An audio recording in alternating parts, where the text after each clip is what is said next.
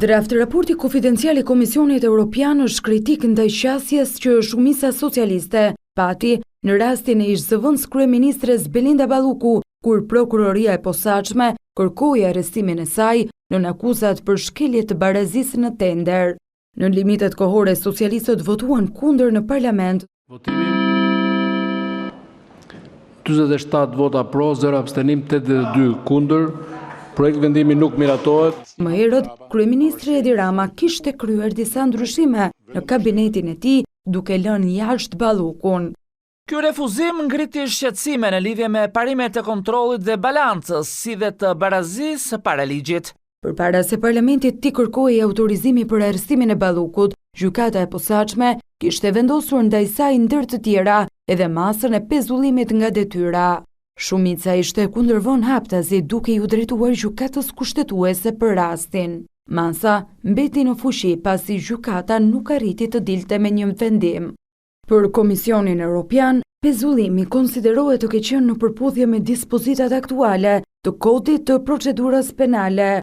Në raport theksohet se kjo mas sigurie, e mëtej kërkesa për arrestim, shkaktuan reagime të konsiderueshme negative për degët ekzekutive dhe legjislative, duke përfshirë sulme të drejtë për drejta kundër SPAK-ut dhe institucioneve gjyqësore. Sipas standardeve europiane, të gjitha pushtetet e shtetit duhet të nxisin dhe mbrojnë besimin e publikut të gjerë në institucionet kushtetuese përfshirë gjyqësorin. Draft dokumenti ende konfidencial i siguruar nga Report TV komenton edhe nismën socialiste të mbetur në sirtar për një ndërhyrje në kodin e procedurës penale, e cila synon zgjerimin e kategorisë së zyrtarëve që nuk mund të pezullohen nga funksionet e tyre. Ndryshimet ngritën shqetësime mbi rrezikun e pengimit të efektivitetit të hetimeve penale, duke përfshirë hetimet të korrupsionit të nivelit të lartë dhe koha kur u ndërmorën kontribuoi në një perceptim të pandëshkueshmërisë. Draft raporti vlerëson punën e SPAK-ut në luftën ndaj korrupsionit, duke përmendur 30 zyrtarë dhe ish-zyrtarë të nivelit të lartë të hetuar gjatë vitit të shkuar, por nga ana tjetër, raporti vëren se ka patur përpjekje për ta penguar.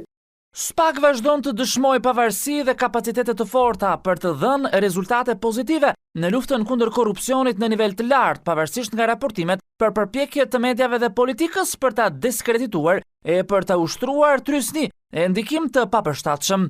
Duke analizuar përpjekjet e institucioneve për të frenuar dhe parandaluar korrupsionin, dokumenti rendit sektorët dhe institucionet me riskun më të lartë, nga shëndetësia, arsimi, prokurimi publik, tek policia dhe partneriteti publik-privat, apo agjencinë shtetërore të kadastrës. Transparenca në procedurat e prokurimit publik, veçanërisht për partneritetet publik-privat, është ende kufizuar, veçanërisht në lidhje me dhënien e statusit të investitorit strategjik. Ndërhyrja politike është ende e përhapur dhe kërkon masa mbrojtëse më të mëdha. Polarizimi i fortë politik shihet si të ketë një ndikim negativ mbi veprimtarinë e parlamentit, ndërsa përmend edhe protestat e dhunshme të organizuara nga Partia Demokratike. Raporti sheh probleme edhe në procesin e ligjbërjes.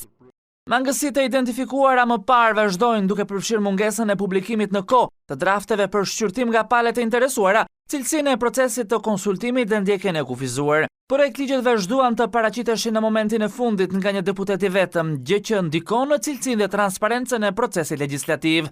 Sa i takon institucioneve të drejtësisë, raporti vëren me shqetësim kuotat ende të ulta për prokuror dhe gjyqtar në shkollën e magjistraturës apo edhe burimet e kufizuara njerëzore.